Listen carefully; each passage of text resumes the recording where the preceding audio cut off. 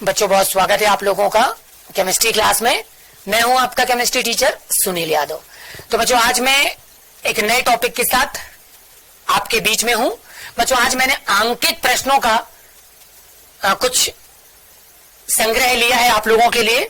बच्चों आज की क्लास में मैं आपको कुछ आंकिक प्रश्न हल करने का एक कॉन्सेप्ट लेकर आया हूं, जिसमें मैंने आज का सबसे पहला प्रश्न जो लिया है बच्चों, जैसे कि 11 ग्राम CO2 में हमको निम्नलिखित की गणना करनी है।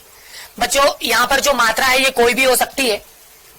मैं उसमें सबसे पहले आपसे पूछ रहा हूं कि CO2 की मोल संख्या ज्ञात करनी है, और दूसरा मैं पूछ रहा हूं कि CO2 अणुओं की संख्या ज्ञात करनी है।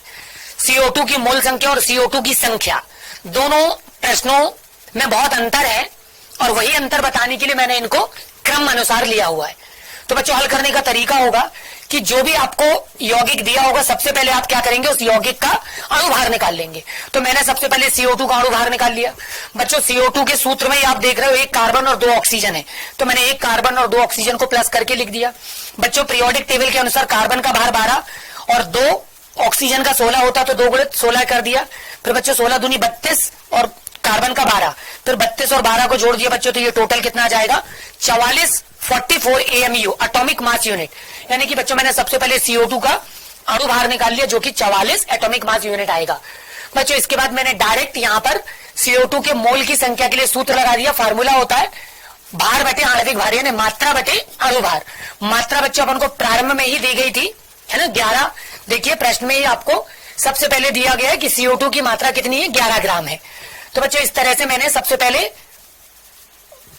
ठीक है, सबसे पहले मैंने आपको उसके मात्रा बता दी 11, और आणविक भार हमने निकाल लिया कितना बच्चों 44। 11 को जब आप 44 से डिवाइड करेंगे बच्चों तो अप्रोक्सीमेट आपकी जो वैल्यू आ जाएगी वो आ जाएगी 0.25। तो इस तरह से बच्चों हमने सबसे पहले क्या किया, हमने CO2 की मोल संख्या निकाल ली उसके 11 ग्राम में। बच्चों इस प्रकार जो दूसरा प्रश्न था कि CO2 की अणु संख्या भी निकालनी है, तो सबसे अच्छा तरीका होता है कि सबसे पहले आप मोल संख्या निकाल दें, और जब मोल संख्या निकल जाए तो उसको आप क्या करें बच्चों 6.023 इंटू 10⁻23 से गुणा कर दें। ठीक है, तो आपकी जो भी अणु संख्या होगी वो निकल जाएगी। तो बच्चों 6.023 इंटू 10⁻23 से हमने मोल जो कैलकुलेट किया था वो रख दिया, और फिर हमने दोनों का गुणा कर दिया, तो हमारी वैल्यू कितनी आ गई 1.505 इंटू 10⁻23। तो बच्चों ये हमारे पास CO2 की अणु संख्या भी आ गई। बच्चों इस प्रश्न के अलावा मैंने एक अगला अंकित प्रश्न भी आपके लिए ले रखा है, और वो प्रश्न बहुत ही महत्वपूर्ण है। इस प्रश्न का एक प्रश्न, इस कैटेगरी का एक प्रश्न कक्षा 11वीं के बच्चों के लिए परीक्षा में आना निश्चित तौर पर संभावित होता है, इसलिए इस प्रश्न का बहुत गहनता के साथ आप अध्ययन करें। बच्चों एक कार्बनिक यौगिक में कार्बन 61% और हाइड्रोजन 11.8% है। तो बच्चों यौगिक का जो मूलानुपाती सूत्र है हमको उसकी गणना करनी है। बच्चों इस प्रश्न के आधार पर आप देख सकते हैं कि यहाँ पर 2 तरह के ही तत्वों की बात हो रही है। जो कार्बनिक यौगिक है उसमें पहला तत्व हाइड्रोजन है बच्चों, जबकि पहला तत्व कार्बन और दूसरा तत्व हाइड्रोजन है। हम दोनों के प्रतिशत मात्राओं को जब जोड़ें बच्चों, तो ये प्रतिशत मात्रा जो है वो लगभग 72.88 के अप्रॉक्सी आ रही है। यानी यहां पर कोई एक छुपा हुआ तत्व भी है जो हमको प्रश्न में नहीं बताया गया। तो जब ऐसा कोई प्रश्न होगा बच्चों, तो उस छुपे हुए तत्व को जिसकी हमको प्रश्न में जानकारी नहीं होगी, हम उसको सर्वदा ऑक्सीजन के तौर पर लेकर चलेंगे। तो इसलिए बच्चों यहां पर सबसे पहले मैंने ऑक्सीजन की गणना कर ली।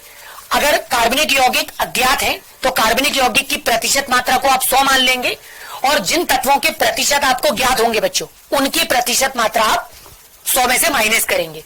तो बच्चों 100 कार्बन का 61 और हाइड्रोजन का 11.88, दोनों को जोड़ा बच्चों तो ये 72.88 आ गया। 100 में से दोनों को माइनस किया तो अप्रोक्सीमेट जो वैल्यू आ जाएगी ऑक्सीजन की प्रतिशत मात्रा वो आ जाएगी 27.12%। तो बच्चों हमारे कार्बनिक यौगिक में अब हमको पता चल गया कि कार्बन का 61% है, जबकि हाइड्रोजन का 11.88% है। बच्चों शेष मात्रा में क्या मौजूद है, वहां पर ऑक्सीजन मौजूद है। कितनी 27.12%। ठीक है, 27.12% वहां पर ऑक्सीजन प्रेजेंट है। चलिए बच्चों आगे कैलकुलेशन पर चलते हैं। बच्चों तो जैसा कि मैं आपको बता रहा था कि सबसे पहले आप क्या करेंगे, ऑक्सीजन की प्रतिशत मात्रा का आकलन कर लेंगे। बच्चों जब आप ऑक्सीजन की प्रतिशत मात्रा का आकलन कर लेंगे तो अब आपको यह पता चल गया कि आपके कार्बनिक यौगिक में कार्बन का 61%, हाइड्रोजन का 11.88 और बच्चों शेष मात्रा में ऑक्सीजन 27.12% अवेलेबल है। चलिए आगे चलते हैं और देखते हैं कि हम यौगिक का मूलानुपाती सूत्र कैसे निकालेंगे। तो बच्चों हमारी टेबल में सबसे पहले हमको कार्बन दिया है, दूसरा हाइड्रोजन और तीसरा ऑक्सीजन, जिसमें कार्बन की प्रतिशत मात्रा 61, हाइड्रोजन की 11.88, बच्चों हमने ऑक्सीजन की कैलकुलेट की 27.12। बच्चों सबसे पहले तत्व का परमाणु भार, कार्बन का 12, हाइड्रोजन का 1, ऑक्सीजन का 16।